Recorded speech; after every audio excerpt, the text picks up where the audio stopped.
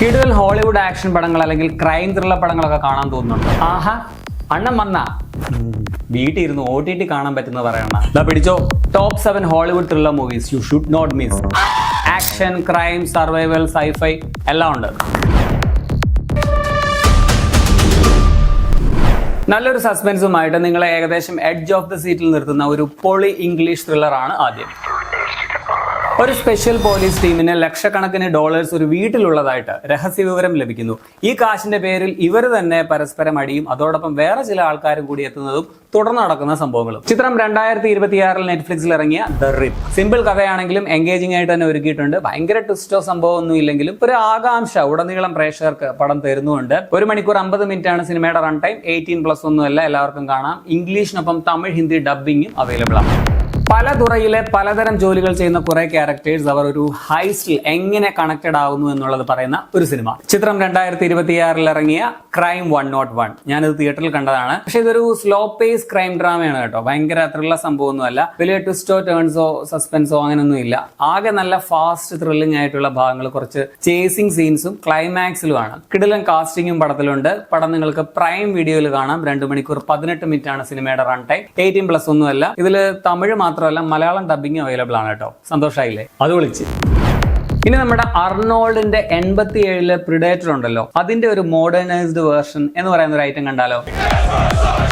US army ranger selection ക്യാമ്പിൽ എത്തപ്പെടുന്ന നായകനും team അംഗങ്ങളും ഒരു ടാസ്ക് കംപ്ലീറ്റ് ചെയ്യാൻ പുറപ്പെടുന്നതാണ് ഈ സിനിമ പറയുന്നത്. അവർക്ക് വഴിയിൽ നേരിടേണ്ടി വരുന്ന വെല്ലുവിളികളാണ് സിനിമ പറയുന്നത്. ചിത്രം നെറ്റ്ഫ്ലിക്സിൽ റിലീസായ സൈഫൈ ആക്ഷൻ പടം വാർ മെഷീൻ. ഹൈ ഓക്ടെയിൻ ആക്ഷൻ രംഗങ്ങൾ കൊണ്ട് എൻഗേജിംഗ് ആയിട്ട് ഫാസ്റ്റ് പേസിൽ മുമ്പോട്ട് പോകുന്ന ഒരു പടമാണ്. അത്യാവശ്യം ടെൻഷൻ ബിൽഡിംഗുമാണ്. നല്ല മേക്കിംഗ് ക്വാളിറ്റിയും പടത്തിനുണ്ട്. 1 മണിക്കൂർ 47 മിനിറ്റ് ആണ് സിനിമയുടെ റൺ ടൈം. തമിഴ് ഡബിങ്ങും പടത്തിന്റെ അവൈലബിൾ ആണ്. 18+ ഒന്നുമല്ല.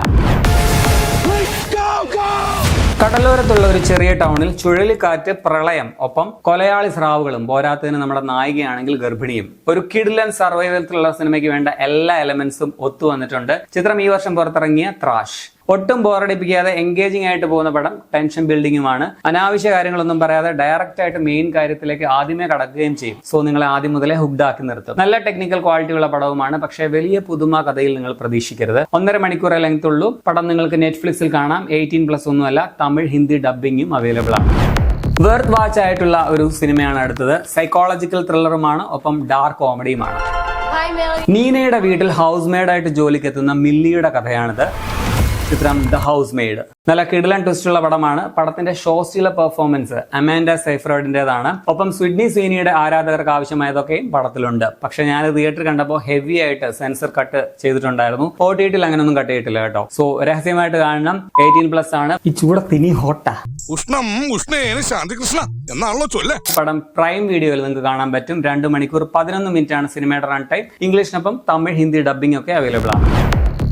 അടുത്തതും ഒരു സൈക്കോളജിക്കൽ ത്രില്ലറാണ്. അഡ്വഞ്ചറസ് ആയിട്ടുള്ള ആക്ടിവിറ്റീസ് ഒക്കെ ഇഷ്ടപ്പെടുന്ന സാഷ ഓസ്ട്രേലിയയിൽ കാടിനടുത്തുള്ള ഒരു ചെറിയ ടൗണിൽ എത്തുന്നതും പിന്നെ നടക്കുന്ന അപ്രതീക്ഷിത സംഭവങ്ങളുമാണ് സിനിമ പറയുന്നത്. പടം നെറ്റ്ഫ്ലിക്സിൽ പുതുതായിട്ട് റിലീസായ അപെക്സ്. ഈ വന്യമൃഗങ്ങളും സാഹസികതയും കാലാവസ്ഥയും ഒന്നുമല്ല, സർവൈവ് ചെയ്യേണ്ടത് ശരിക്കും മനുഷ്യരിൽ നിന്നാണ് എന്നുള്ളതാണ് പടം പറഞ്ഞു വയ്ക്കുന്നത്. ബേസിക് സ്റ്റോറിയിൽ നോക്കുമ്പോൾ വലിയ പുതുമയൊന്നും ഇല്ലെങ്കിലും ത്രില്ലടിച്ച് കാണാൻ പറ്റുന്ന ഒരു പടമാണ്. 1 മണിക്കൂർ 35 മിനിറ്റ് മാത്രമേ ദൈർഘ്യമുള്ളൂ. തമിഴ്, ഹിന്ദി ഡബ്ബിംഗ് ഒക്കെ അവൈലബിൾ ആണ്. ന്യൂഡിറ്റി ഉണ്ട്, ഓർക്കുക. ഇനി നമ്പർ 1 മൂവി. സ്ഥിരം ആക്ഷൻ ടൈപ്പ് മൂവികൾ കണ്ട് നിങ്ങൾക്ക് മടുത്തെങ്കിൽ കുറച്ച് ഡിഫറെന്റ് ആയിട്ടുള്ള ഒരു ഐറ്റം തരാം. ആക്ഷൻ, റിവെഞ്ച്, ഒപ്പം മൾട്ടിവേഴ്സ്.